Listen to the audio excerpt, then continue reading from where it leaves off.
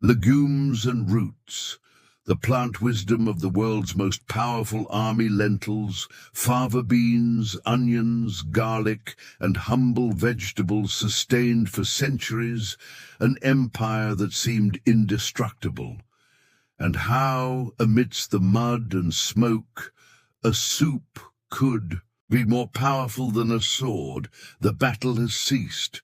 The bodies rest, the weapons are clean, but hunger persists.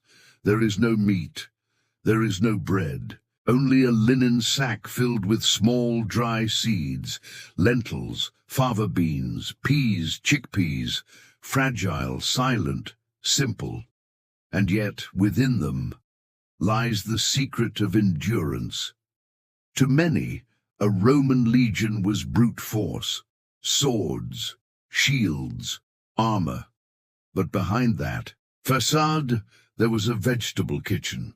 For when meat was rare and wheat ran out, legumes were the true pillar of constant nutrition, rich in plant-based protein, easy to store, compact, versatile, and even cultivable on the edges of the camp. For many soldiers, legumes were more than food, they were memory. They reminded them of childhood on farms, their mothers' dishes, the soups that warmed winter nights in some Latian villa. In the mud and cold, a spoonful of soup was a journey home. But there was also strategic logic. Legumes were easy to transport. They did not spoil easily. They required no refrigeration, and with little water and fire, they provided warmth, fiber, satiety. They were also crucial to fight the constipation caused by excess dry bread or salted meat. In extreme climates, whether the African dryness or German humidity, a good thick soup could mean the difference between a soldier standing and one fallen. Excavations in camps in Germania and Britannia have revealed remnants of improvised kitchen gardens among the palisades. Cabbages, leeks, turnips, shallots. Yes, the soldiers cultivated crops, not for pleasure, but out of necessity. They protected them with stakes. They watered them patiently. They shared them with pride. Planting was a way to fight emptiness. Not all soldiers ate the same, but among their favorite vegetables were leeks, onions, kale, turnips, wild garlic. They were hardy, rich in fiber, vitamins, and minerals, and most importantly, they complemented legumes and wheat perfectly. The ideal diet for the average legionary: boiled lentils with garlic bread soaked in fat, a little onion, and, if lucky, some herbs and drops of garum. That simple dish provided protein, fiber, calories, and flavor. And above all, emotional stability. While legumes were common, fruits were the campaign's sweet gold. Not part of the regular ration, but when they appeared, dried, gathered, or traded, they sparked euphoria. Dried figs, dates, raisins. A small bite could ease anxiety, lift morale, and stop a desertion. Polybius recounts that during a particularly harsh siege, the Roman commander bought a shipment of dried figs at a nearby market. His troops, on the brink of collapse, regained their spirits, held the siege, and triumphed. A fruit saved a campaign.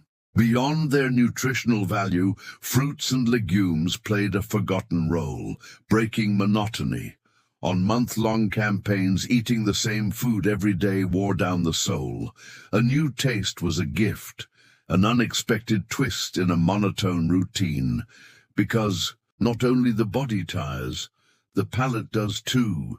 In the Vindolanda Papyri, Britannia, soldiers' notes reveal how they modified their stews, adding honey to lentils to soften the acidity, mixing garlic with garum to create a creamy sauce, using fig leaves to wrap onions over the fire.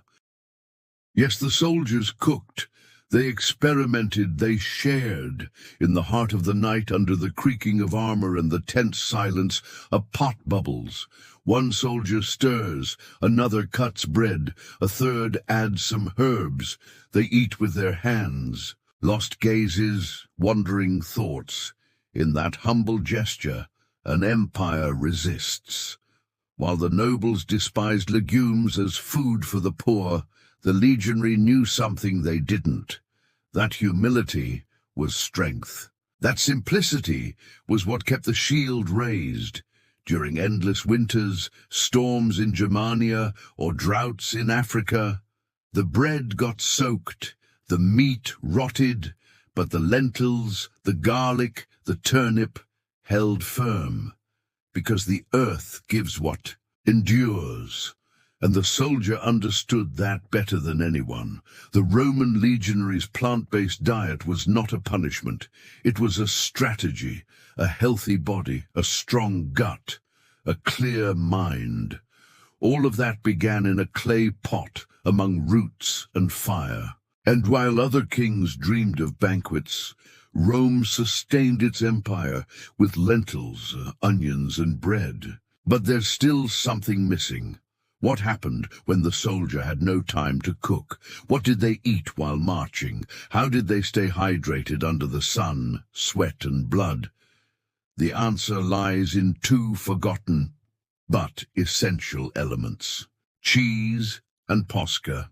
Cheese, vinegar, and survival, the portable foods of the invincible, a story of handmade cheese presses, disinfecting drinks, and secrets that made it possible for Rome to never stop. The sun is high, the legs burn, dust creeps between the teeth, the legionaries march on, kilometre after kilometre, without a camp, without a fire, without a break, and yet they eat. They don't cook, they don't prepare, they simply pull out a piece of something compact, salty, cured by time.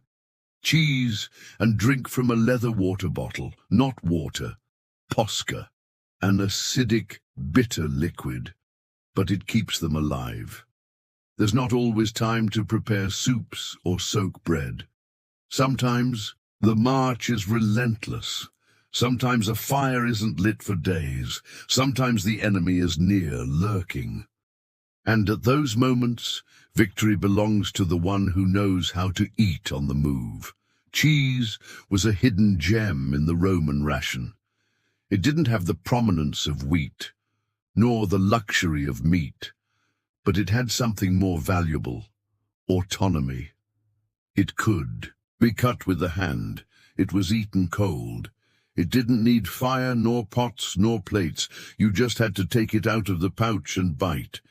A simple act, but essential. It wasn't just supplied from Rome. Many soldiers in the winter camps made their own cheese. Yes, the legionaries were also cheesemakers. Excavations have uncovered wood presses, circular molds, cloths to drain the whey. During their rest times, the soldiers gathered milk from cows, goats, or sheep, curdled it, pressed it, and dried it. It was a collective task, almost ceremonial, a small refuge of humanity amidst the rigor of discipline. A piece of cheese doesn't crack like dry bread. It doesn't rot like meat. It doesn't evaporate like wine. Cheese endures. And in that endurance, the soldier found a reflection of himself. Tough, durable, compact, valuable, silent. Now let's talk about that strange liquid, posca. It was the official drink of the soldier, made with water, wine vinegar, sometimes honey, herbs, or local spices. It wasn't delicious, it wasn't elegant, but it was a brilliant solution. Because pure water, although natural, was dangerous. Contaminated rivers, unsafe wells, murky cisterns, drinking untreated. Water meant infections, diarrhea, diseases, and a sick soldier was a burden, but vinegar killed bacteria. The acid lowered the pH, and the resulting mixture was antiseptic, digestive, and energizing, a liquid remedy, an invisible protector. Modern studies have confirmed what the Romans knew from experience. Posca contained vitamin C, key to prevent scurvy in long campaigns. Antioxidants, small organic acids that aided digestion. It was the isotonic drink of antiquity, and although the elites despised it as a drink for the poor, the legions celebrated it as nectar of the immortals. During a battle in Dacia, a cohort was isolated.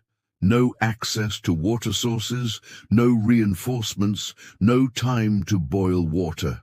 But they had posca. The wineskins passed from hand to hand. They kept the breath, they cut the thirst, they prevented collapse. It wasn't the sword. It was the vinegar that kept that line standing. Cheese and posca. Few elements more simple. And yet no soldier went without them, because they were light, resistant. They required nothing external, and they made the difference between falling or continuing to walk. Each Roman portable ration was a lesson in strategy. Non-perishable foods, no need for preparation, high caloric value, and an emotional stabilizing effect. It wasn't a gourmet diet, it was a war diet. A diet for immortals of flesh and bone. A quiet night, a legionary on guard, sitting in the dark, slowly chewing a piece of cheese. He takes a sip of posca. He listens to the wind and waits. There is no glory, no applause, just perseverance. And there está Rome. La unión de alimentos portátiles, resistentes y funcionales hacía de cada legionario un pequeño sistema autónomo, capaz de sobrevivir por días, sin cocineros, sin templos, sin nobles. El poder no venía de los banquetes, venía del conocimiento. Pero nada de esto ocurría por casualidad. Había centurias especializadas en logística, oficiales que coordinaban los cargamentos de queso, vinagre, sal y trigo, que planificaban dónde abastecer agua, dónde recoger leche, cómo distribuir raciones. Un ejército invisible, sin espadas, pero con mapas y listas, porque detrás de cada queso había un productor, detrás de cada odre un burro cargado, y detrás de cada soldado un engranaje que nunca dormía. Aceite, sal y sombras, la maquinaria invisible del imperio. La sal como conservante y moneda. El aceite de oliva como alimento, medicina y bálsamo. Y las unidades logísticas que hicieron posible que Roma nunca se detuviera. Cuando piensas en un imperio, piensas en espadas, en escudos, en gritos de guerra. Pero los imperios no se sostienen solo con acero, se sostienen con silencio, con logísticas, con organización y con ingredientes invisibles. El verdadero músculo de Roma, la sal, el aceite, y los hombres que nunca aparecían en las estatuas. La sal era conservante, símbolo, y en ocasiones moneda. Con ella se preservaba carne, pescado, vegetales, queso. En campañas de semanas, la sal no era un gusto, era supervivencia. ¿Has escuchado la palabra salario? Viene de salarium, una bonificación dada a soldados para comprar sal. Eso nos dice todo, porque sin sal no había logística, sin logística no había legión, y sin legión no había imperio. En los campamentos cada noche se extendían capas de carne sobre estacas. Los soldados frotaban sal en cortes de cerdo, buey o cabra. Las coles se sumergían en salmuera. El pescado se secaba al sol, salado. Era un trabajo preciso, crucial. Cada miga preservada era una victoria futura. Cada descomposición evitada, un combate ganado antes de comenzar. The other protagonist was silent, viscous and golden, olive oil. It wasn't just used for cooking, it was a wild card. It was used to preserve food, to dress vegetables, as a balm for the skin, to clean wounds, and even to lubricate. Weapons. In excavations, thousands of marked amphoras have been found. They carry inscriptions with type of olive, harvest date, region of origin, exact quantity. They were logistical records. Every legion knew how many amphoras they were supposed to receive. Every transport, every donkey, every ship knew exactly what it was carrying. But who made all of this possible? Who ensured there was no shortage of salt? Who distributed the oil? Who marked the lentil sacks? Who dug the wells? Who coordinated the supply routes? An invisible army, not with swords, but with wax tablets, scrolls, quills, and maps. The Centuria Importorum was a unit specialized in supply. They were in charge of caravan routes, wells and cisterns, negotiation with local populations, supervision of loading onto ships, assignment of rations by cohort. They didn't fight, but without them, no step could be taken before a march. Wheat is weighed. Amphoras are checked. Sacks are marked. Routes are noted. Emergency reserves are buried. A scribe makes calculations. A quartermaster inspects donkeys. A blacksmith adjusts axles, and only then does the general shout, "Let's move forward." Rome didn't advance by courage, it advanced by precision. Every spoonful of lentils, every drop of oil, every pinch of salt was part of an equation. And that equation was the secret of domination, because this wasn't just food, it was military strategy. A diet that sustained bodies, strengthened minds, symbolized discipline, prevented diseases, reinforced unity, and it did so in silence. It wasn't the temples, it wasn't the senators, it wasn't the generals, it was those who ground the wheat, those who salted the meat, those who boiled the lentils, those who pressed the cheese, those who filled the amphoras, those who walked and ate in silence. It was them. They held the empire. If this story showed you a side of Rome you didn't know, if you felt the warmth of the soup, the bite of the cheese, the acidity of the posca, like, subscribe, and comment which part of this iron diet impacted you the most. Thanks for marching with us. Until the next battle.